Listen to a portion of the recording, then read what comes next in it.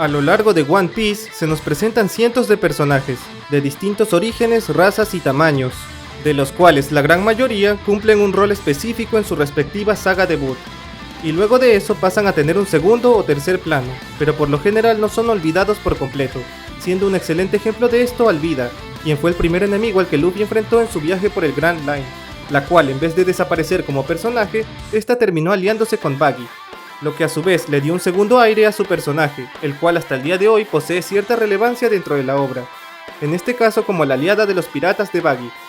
Sin embargo, ¿sabías que?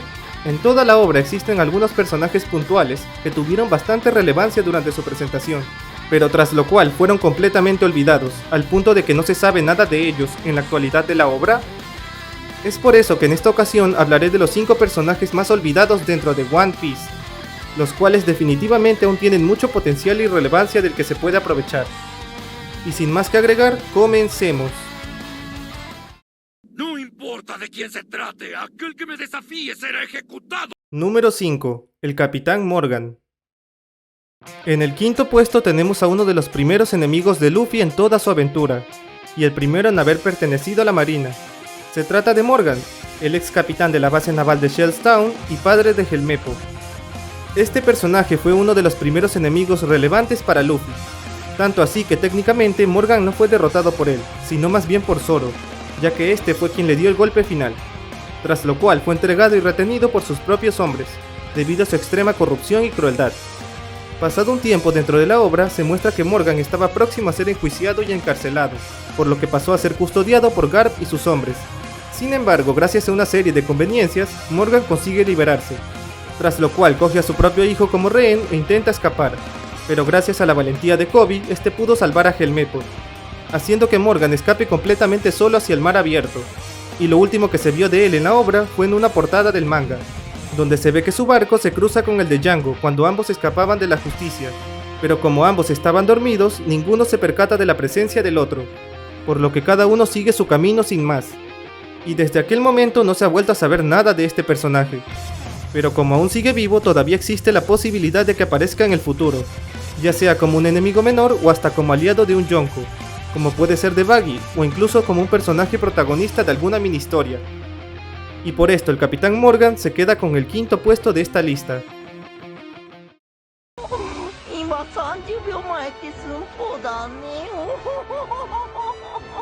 Número 4 y 3. Mr. Seven y Miss Father's Day. En el cuarto y tercer puesto tenemos a dos personajes, siendo estos Mr. Seven y Miss Father's Day, debido a que ambos fueron una pareja de antagonistas que trabajaron en conjunto durante su debut en la obra.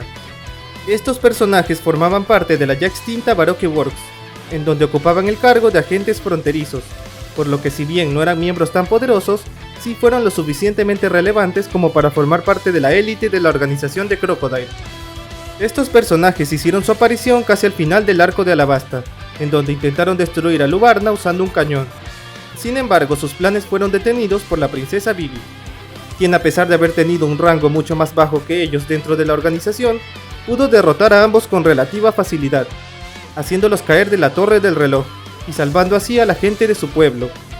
Y luego de la caída de Baroque Works a manos de Luffy y los demás Mugiwaras, todos los demás miembros de la organización fueron nuevamente mostrados en algún otro momento de la historia, ya sea encarcelados en Impel Down o a través de mini historias, siendo las únicas excepciones estos dos personajes, por lo que su destino es un completo misterio, el cual de no revelarse quedará como una interrogante permanente dentro de One Piece.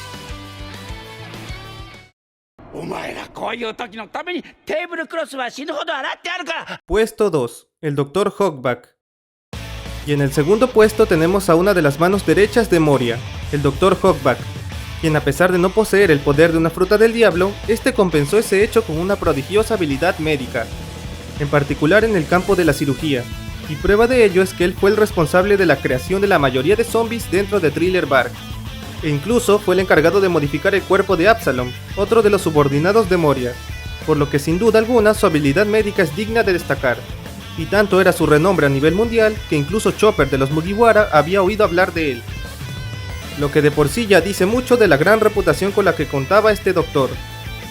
Sin embargo, y pese a su renombre y autoridad en la tripulación de Gecko Moria, este personaje haría su única aparición formal dentro de aquel arco, en donde luego de la derrota de su capitán, no tuvo más opción que huir de la isla junto a Absalom y el propio Moria. Y luego de aquel evento no se sabe nada más de él, exceptuando el hecho de que aún sigue vivo en alguna parte, ya sea en el paraíso o en el Nuevo Mundo. Pero sin duda aún quedaba mucho potencial que aprovechar de este personaje, por lo que en caso de no volver a aparecer en la obra, se convertiría en uno de los personajes secundarios más desaprovechados de todos. Por todo esto y más, el Dr. Hawkback se queda con el segundo lugar de esta lista. Mención honorífica. Y en la mención honorífica tenemos a Belet, quien si bien no fue un personaje demasiado relevante, sí que tuvo un trasfondo que quizás es bastante interesante de explorar. Visto por primera vez en el arco de Impel Down, este personaje se presenta como un hombre varonil y robusto, el cual solía ser el príncipe de un reino próspero. Sin embargo, por culpa de Emporio Ivankov, su padre terminó convertido en un Okama, lo que causó grandes pérdidas dentro de su reino y su familia, lo que al final lo obligó a salir al mar como un pirata. Y tiempo después sería capturado y enviado a Impel Down, donde maquetaría un plan para poder vengarse de Ivankov, luego de enterarse que este también se encontraba dentro de la prisión. No obstante, Belet fracasó rotundamente en su intento de venganza, e irónicamente fue convertido en una mujer en contra de su voluntad, cosa que lo trastornó mucho, al punto de salir corriendo a causa del impactante cambio ocasionado por el rey Okama, y luego de eso nunca más se supo nada de él. Tomando en cuenta esto último, se puede especular que actualmente sigue encarcelado en Impel Down. Sin embargo, lo más curioso del caso no es esto, sino más bien casi todo su pasado, el cual quedó en un completo misterio, a excepción del hecho de que fue un príncipe, pero nunca se especifica de qué reino, por lo que es posible que este personaje tenga conexión con algunos de los reyes y príncipes ya presentados en la obra, siendo el candidato más probable el rey Elisabelo II, con el cual guarda un cierto parecido físico. Pero hasta que no se revele nada de forma oficial, lo único que se podrá hacer es especular sobre el pasado y destino de este personaje.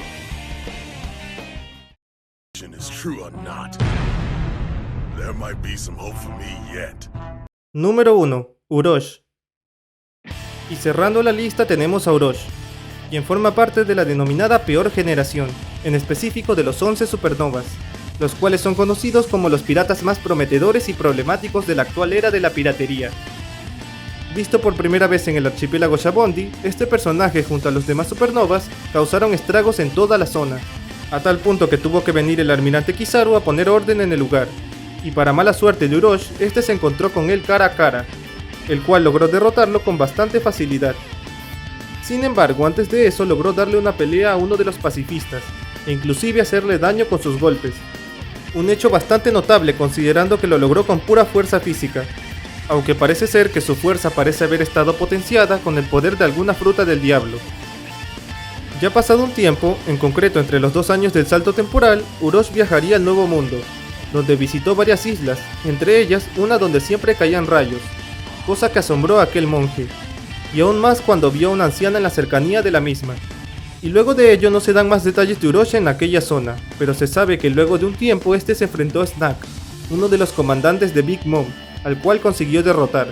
Sin embargo, luego este fue vencido por Cracker, lo que hizo que Urosh tuviera que tomarse un tiempo en una isla del cielo para curar sus heridas, en donde por casualidad se encontró con Kaido, a quien vio caer desde las alturas con la intención de acabar con su vida, por lo que este hizo un rezo hacia el acto final de aquel hombre.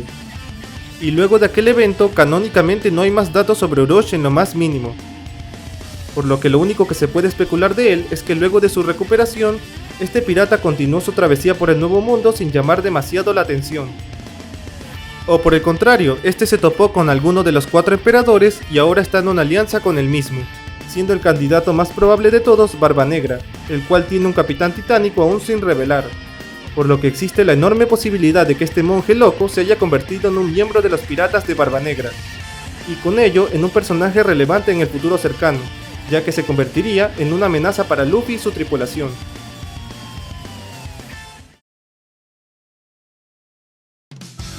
Y bueno amigos, hasta aquí llegó el video.